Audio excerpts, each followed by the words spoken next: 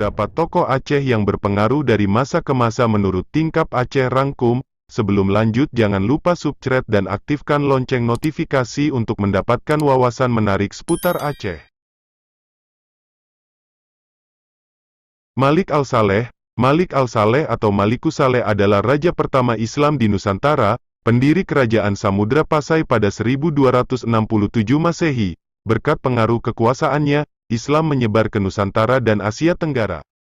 Syekh Abdurrauf Asingkili. Syekh Abdurrauf Asingkili atau lebih dikenal Syiah Kuala, merupakan ulama paling menonjol dan berpengaruh pada masa Kesultanan Aceh Darussalam pada abad 16 Masehi, dan menjadi mufti kerajaan Aceh. Murid-murid beliau banyak menyebar ke seluruh Nusantara dan Asia Tenggara.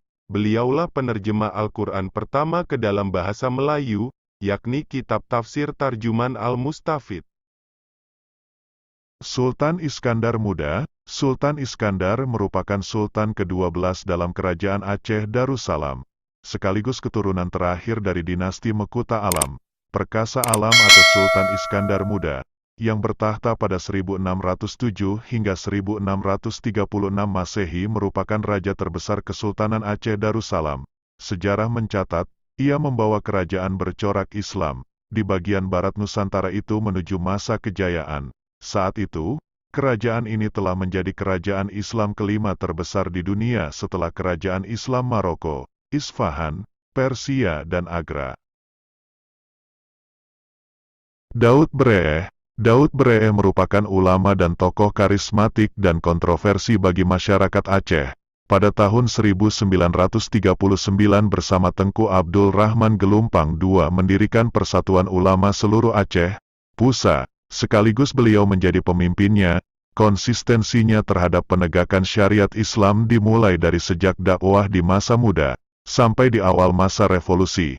Daud Bre'eh merupakan tokoh kemerdekaan Indonesia yang berontak mengangkat senjata, bergabung dengan DITII, Darul Islam, Sekar Maji Marijan Kartosuwirjo, akibat Soekarno yang melanggar perjanjian dengan rakyat Aceh dan ketidakpuasannya atas pemerintahan Soekarno. Rezim Orde Baru pernah mengungsikan beliau ke Jakarta, karena takut beliau dipengaruhi oleh pemberontakan yang kelak bertransformasi menjadi Gerakan Aceh Merdeka.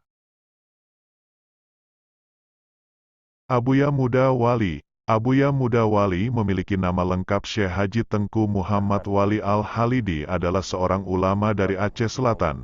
Sebelum mendirikan Dayah Darussalam di Labuhan Haji, sudah banyak tempat beliau belajar ilmu agama. Abuya Muda Wali adalah ulama yang bertuah. Semua murid-murid dan anak-anaknya memiliki kedudukan penting dalam masyarakat.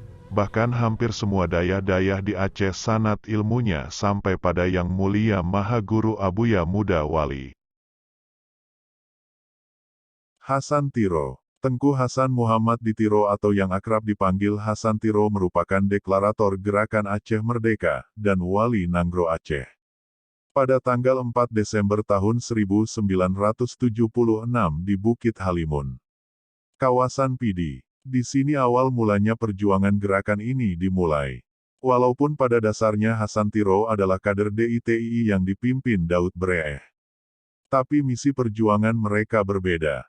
Hasan Tiro menginginkan Aceh merdeka dan berpisah dari Indonesia, dan membangun pemerintahan sendiri yang berlandaskan Islam. Hasan Tiro berontak, antara alasan historis, yuridis, dan realitas sosial. Disebutkan menurut Hasan Tiro ketika Hindia Belanda berubah menjadi Indonesia, Aceh tidak secara otomatis menjadi wilayah yang diserahkan Belanda kepada Republik Indonesia Serikat RIS.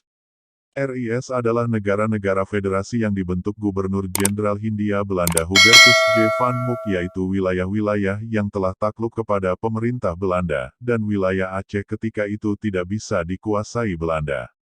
Hasan Tiro juga memiliki alasan realitas sosial orang Aceh. Sejumlah pengamat mengatakan, pemberontakan-pemberontakan yang terjadi di Aceh, disebabkan oleh tidak adanya keadilan yang dirasakan oleh orang Aceh. Perkara inilah yang menjadi alasan utama Hasan Tiro untuk memerdekakan Aceh. Itulah tadi tokoh-tokoh yang berpengaruh di Aceh dari masa ke masa.